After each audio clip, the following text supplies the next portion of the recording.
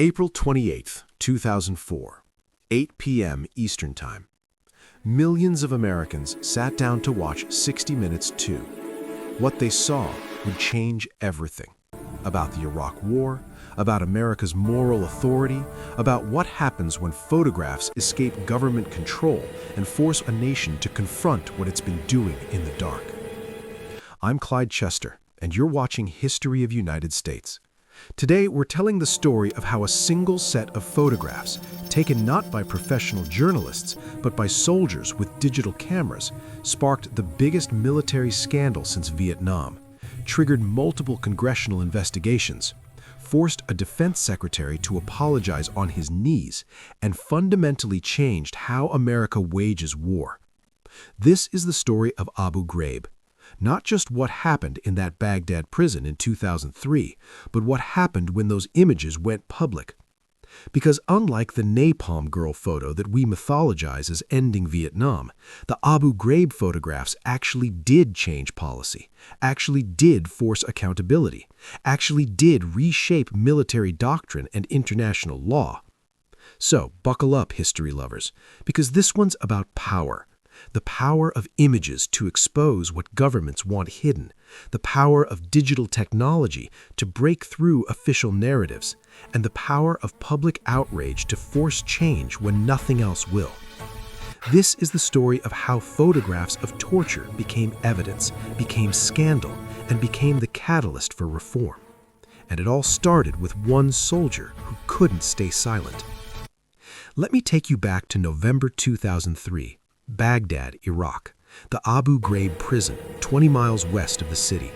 The same prison where Saddam Hussein had tortured and executed thousands of Iraqis was now being run by the United States military as a detention facility. And history, as it turns out, was repeating itself in the worst possible way. At Abu Ghraib, around 300 American soldiers from the 800th Military Police Brigade were trying to guard up to 7,000 Iraqi detainees. That's a ratio of about one guard for every 23 prisoners. The prison was overcrowded, under-resourced, and under constant attack from insurgents lobbing mortars over the walls. The soldiers were young, poorly trained for prison work, and operating in a fog of confusion about what their mission actually was.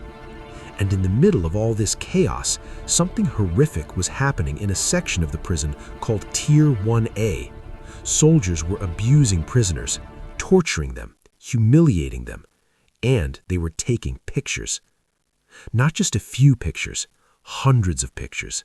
Digital photographs showing naked prisoners stacked in human pyramids, hooded detainees forced into stress positions, prisoners with bags over their heads standing on boxes with wires attached to their fingers, told they'd be electrocuted if they fell off, Iraqi men forced to simulate sexual acts, American soldiers posing next to the bodies of dead detainees, giving thumbs-up signs and grinning for the camera. They were documenting their own crimes, and they were doing it brazenly, openly, like they had nothing to hide, like this was normal, like this was fun. Enter Specialist Joseph Darby. He was 24 years old, a reservist from Maryland, and he'd been at Abu Ghraib since October 2003. Darby wasn't one of the soldiers committing the abuses. He worked a different shift, different part of the prison, but in January 2004, another soldier, Specialist Charles Grainer, one of the main perpetrators, handed Darby a CD containing photographs of a shooting incident and asked him to make copies. Darby went back to his quarters, popped the CD into his computer, and what he saw made him physically ill. The shooting pictures were there, but so were dozens of other images, prisoners being abused, tortured, humiliated, and they were taking pictures. Not just a few pictures, hundreds of pictures. Digital photographs showing naked prisoners stacked in human pyramids, hooded detainees forced into stress positions, prisoners with bags over their heads standing on boxes with wires attached to their fingers, told they'd be electrocuted if they fell off, Iraqi men forced to simulate sexual acts, American soldiers posing next to the bodies of dead detainees, giving thumbs-up signs and grinning for the camera.